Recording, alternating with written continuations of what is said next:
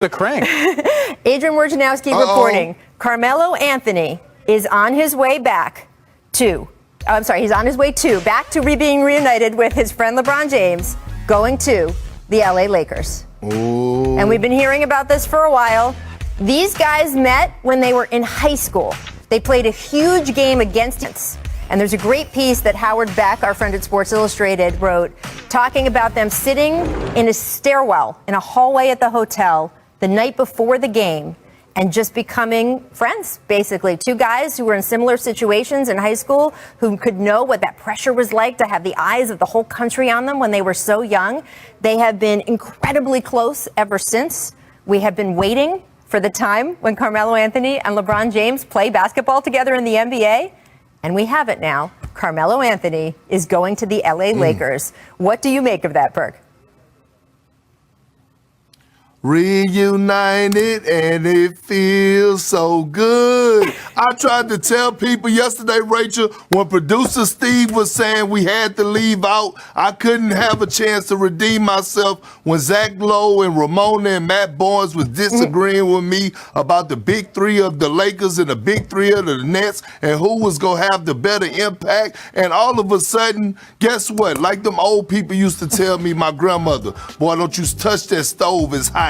And then all of a sudden I had to learn on my own not to go touch the stove because I went and touched it anyway. All of a sudden you got to go get the aloe vera plants because you got a burn mark on your hand because I told y'all so. Look, what Rob Pelinka did yesterday, all he did, Rachel, was set the temperature. He set the temperature. He set the temperature by going sign Trevor Ariza, Kent Bazemore, Wayne Ellington, and all of those guys. And now all of a sudden he had the cake ready to bake and he went put it in the oven by sealing the deal and go and get Carmelo Anthony. The mission is complete along with Dwight Howard. Book it. The Lakers are on their track, back on track. You go ahead, Zach. Say what you got to say. Go ahead. Do what you do. I think you lost Zach at aloe vera, but continue. Look, I have no idea what just happened, except I'm kind of hungry now. But I don't know what all that was. Look, this is the truth. The man was speaking the truth. Continue. This is a great story, and if I recall correctly, Carmelo made the playoffs his rookie year, and LeBron did not. I believe LeBron went to one of his playoff games. I mean, that's to go support him.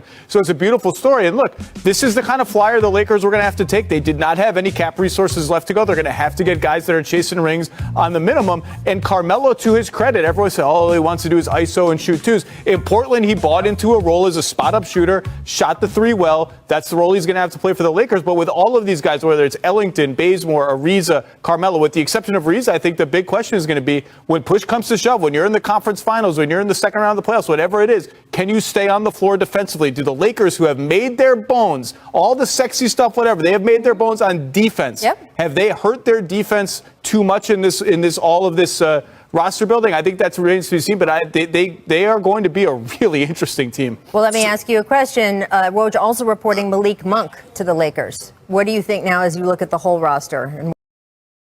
I mean, you have $130 million. There's 5 guys on your roster. That's it. So you're left with the veteran minimum exception. You're left with your $5.9 million tax minimum. What really hurt them was Alex Caruso going to the Bulls. Yeah. Because you had bird rights on him. You could have exceeded the cap. You still have Taylor Horton-Tucker as a restricted free agent. This is kind of the name to keep an eye on. Not as far as returning back to the Lakers.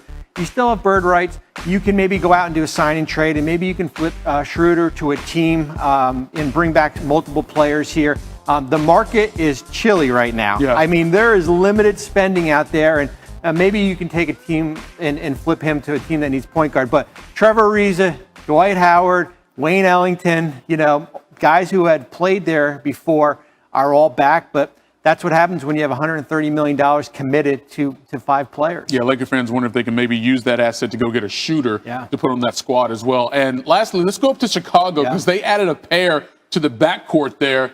It's been a while since Chicago's been in the mix or doing something. They're trying to build a little something here in the interim. I loved what Chicago was able to do.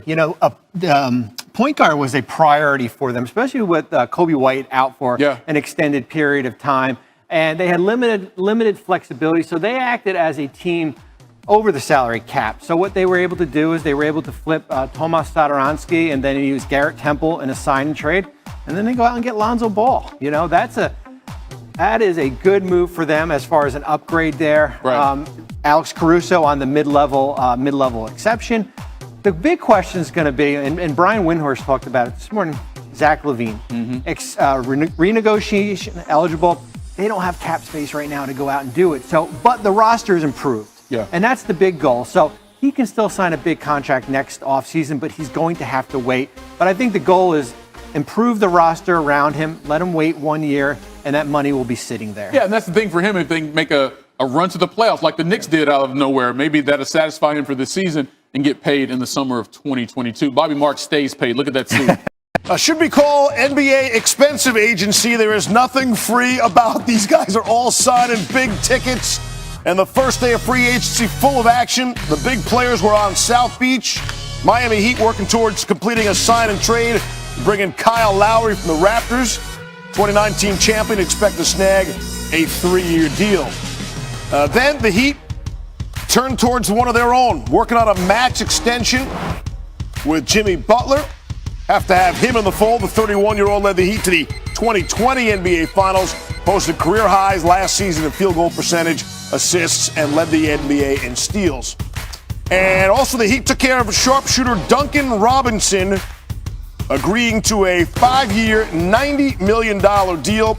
Get this, that's the largest ticket by any undrafted player in league history. Robinson joined Steph Curry. Robinson joining Steph Curry and Klay Thompson as the only players with multiple seasons of 250 made threes while shooting over 40%. And then the late word, Tim Bontemps is confirming PJ Tucker signs a 2-year, like $15 million deal. So you look at how the Heat project for next season. Let's just say they project really well. Wow. A star-studded lineup they can throw out on the court now. NBA front office insider Bobby Marks joining us now. And Pat Riley had himself a day, huh? Man, you got to bring out the big calculator for this. Wow. and we have something along those lines here. But what a day for Riley and the Heat. And, maybe completely transforming their roster now. Obviously, took care of some of their own.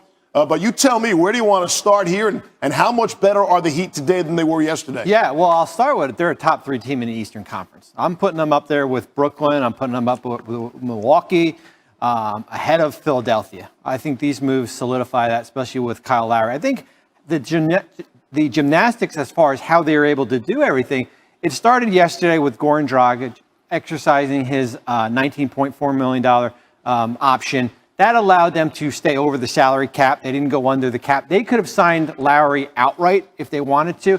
They didn't do that. And when you take a player out like, Dragic and probably Precious Achiuwa, and then you add Kyle, into that mix, his number is going to be a little bit higher than that 25, right around 27. That keeps you in the game here. What they were able to do, though, is Duncan Robinson. You had his bird right, so now you can exceed the salary cap to bring him back right around $16 million, and you keep on adding, and they'll be able to stay under the luxury tax, under the hard cap. When you look at here, they're under, and then you look at a player like, we'll see where PJ Tucker is down here. I think we might even have him in the 4s. Yeah, we got him in the 4s. And then you had PJ Tucker because what happened is that you still had here's PJ, you still had your mid-level exception. So you had your $9.5 million mid-level exception. PJ gets about $7 million of that. And then when you slide him in there, you're still under the luxury tax. And How's that possible? And you can fill out the rest of your roster with minimum guys. You're probably going to lose Kendrick Nunn, who's a restricted free agent. But, yeah, you basically have turned over your roster, 2 years after they made the Jimmy Butler deal, something into nothing, and now this is a top 3 team in the Eastern Conference. Yeah. That is amazing how quickly you can transform. It's also amazing how you can go the other way. Toronto was 2 years ago, right? Yep. The Raptors were unrecognizable now